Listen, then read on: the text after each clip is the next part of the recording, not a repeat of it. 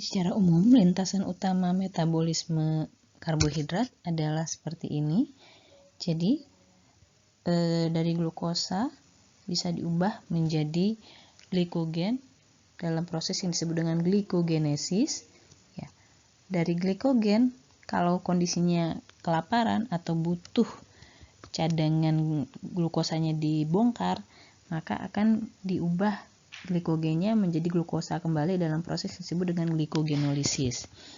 Nah, glukosa tadi seperti sudah saya sampaikan, dia akan mengalami proses glikolisis agar bisa dihasilkan energi. Proses glikolisis tersebut akan menghasilkan pirufat.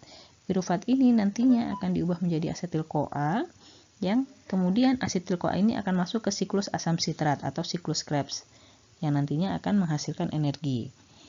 Oke. Kemudian ini adalah jalur pentosa fosfat yang tadi saya sebutkan sebagai jalur samping untuk mengubah kelebihan glukosa menjadi pentosa. Ya, nanti pentosa ini akan digunakan pada pembentukan nukleotida, ya, di mana ribosa sebagai gula utamanya. Oke. Berikutnya adalah metabolisme lipid. Nah, dalam memahami lipid, kemarin di pengantar pencernaan dan absorpsi sempat disebutkan terkait emulsifikasi ya pada lipid.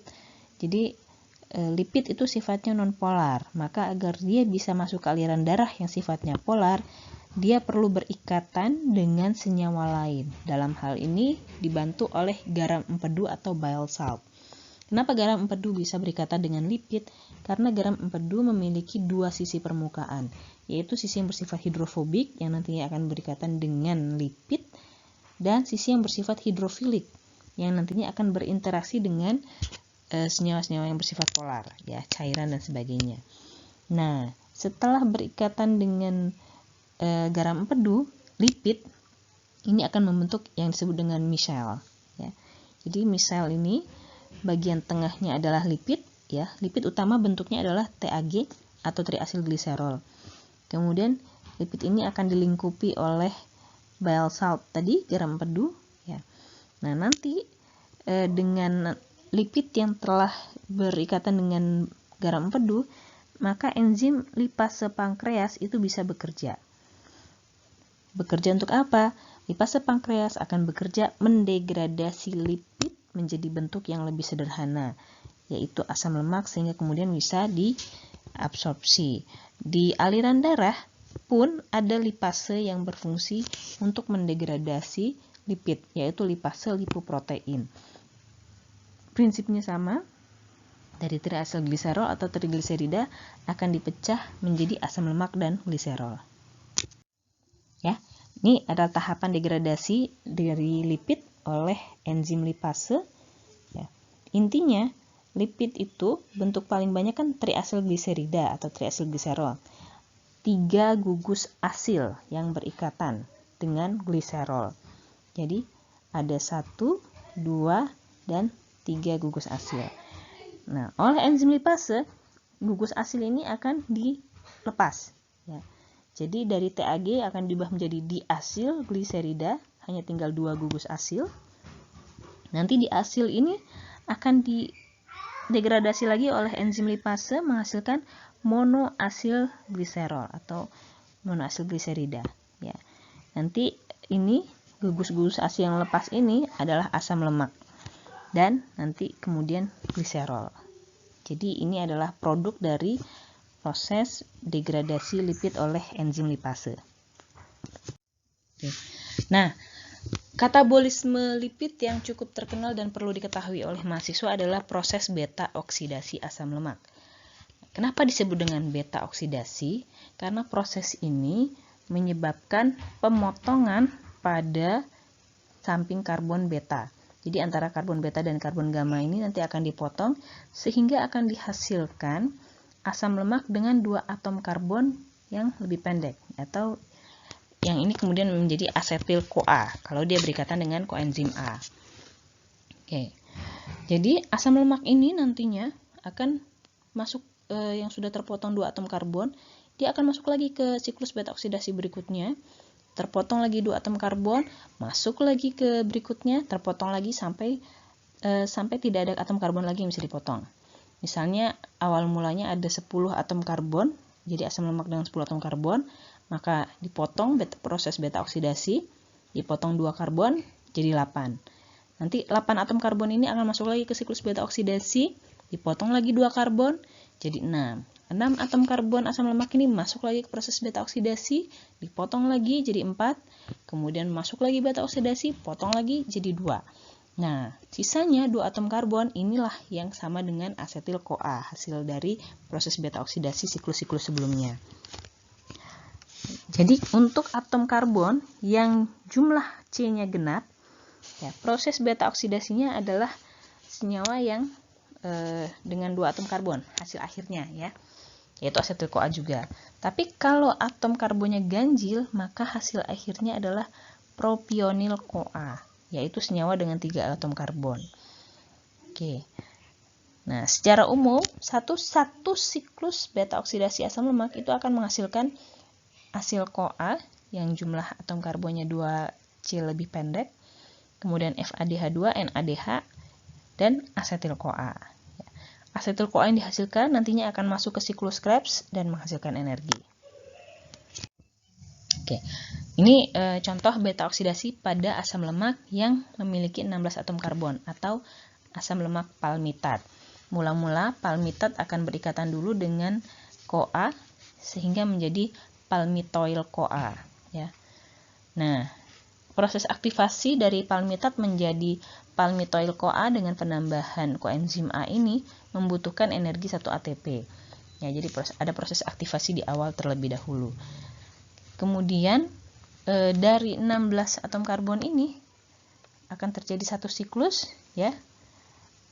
Kemudian menjadi 14, ya. 14 atom C. 16 ke 14 atom C ini dia akan menghasilkan FADH2 dan NADH. Oke. Plus asetil-CoA. Nah, itu satu siklus.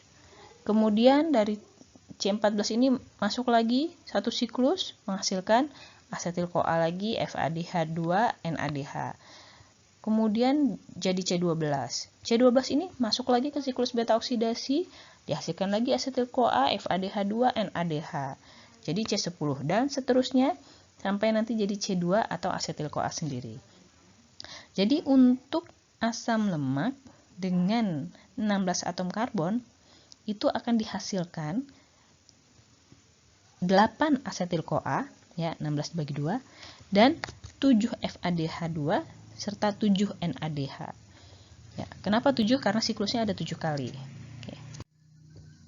Nah, ini total ATP-nya dari reaksi beta oksidasi asam lemak palmitat. Ya. Jadi kalau untuk asetil-CoA itu total ATP yang bisa dihasilkan satu molekulnya adalah 12 ATP. Untuk FADH2 satu molekulnya menghasilkan 2 ATP, NADH 3 ATP. Jadi kalau dihasilkan 8 asetil-CoA, maka total ATP-nya jadi 8 dikali 12, 96 ATP.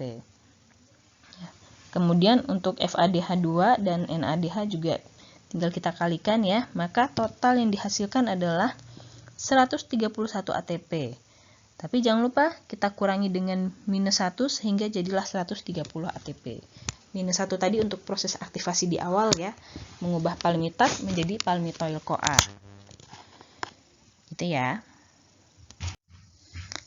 Oke, ini terkait mobilisasi asam lemak dari jaringan adiposa. Seperti tadi disampaikan, kelebihan lipid ataupun bahkan glukosa itu bisa disimpan di jaringan adiposa. Nah, pada kondisi-kondisi tertentu, misalnya pada kondisi kelaparan atau kekurangan makanan, maka asam lemak yang ada di jaringan adiposa ini perlu dibongkar. Dibongkarnya bagaimana? Nah, dalam proses ini dibutuhkan peran dari hormon insulin dan glukagon.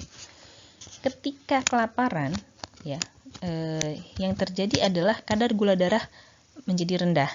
Ketika kadar gula darah rendah, hormon yang keluar adalah glukagon, ya, dibantu dengan epinefrin dan ACTH. Nah, ketika glukagon keluar, maka enzim HS lipase atau hormon sensitif lipase yang tadinya inaktif, dia akan menjadi aktif. Ketika enzim ini aktif, maka trigliserida yang ada di dalam jaringan adiposa itu akan dibongkar. Dibongkar menjadi apa? Ya tadi seperti penjelasan degradasi lipid tadi ya, dari TG jadi DG, jadi MG, kemudian jadi gliserol. Dan dari setiap tahap itu nantinya akan dihasilkan asam lemak yang akan keluar dari jaringan adiposa. Begitu juga dengan gliserol. Nah, asam lemak inilah yang nantinya akan masuk ke siklus beta oksidasi. Oke. Nah, di sini juga dari gambar ini juga menunjukkan bahwa peran dari hormon insulin juga mempengaruhi proses penyimpanan lemak ke jaringan adiposa. Seperti kita tahu di materi sebelum-sebelumnya bahwa insulin akan keluar ketika kadar gula darah tinggi. Jadi sinyal ketika kadar gula di dalam darah itu tinggi akan memberikan sinyal untuk mengeluarkan insulin. Ketika insulin keluar, maka dia akan mengaktifkan enzim ini, lipoprotein lipase. Dengan adanya enzim lipoprotein lipase, maka bentuk lipoprotein yang ada di dalam darah ya, yaitu VLDL, kilomikron, ini akan dipecah sehingga menghasilkan asam lemak, dan asam lemak ini nantinya akan masuk ke jaringan adiposa, disimpan di jaringan adiposa.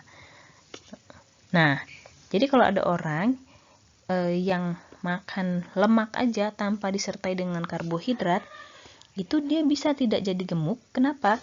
Karena ketidakadaan karbohidrat menyebabkan insulin tidak keluar. Kalau insulin nggak keluar, maka lipid-lipid yang masuk menjadi bentuk VLDL dan kilomikron ini tidak akan dipecah oleh lipoprotein lipase, sehingga nanti dia tidak disimpan di jaringan adiposa. Gitu ya.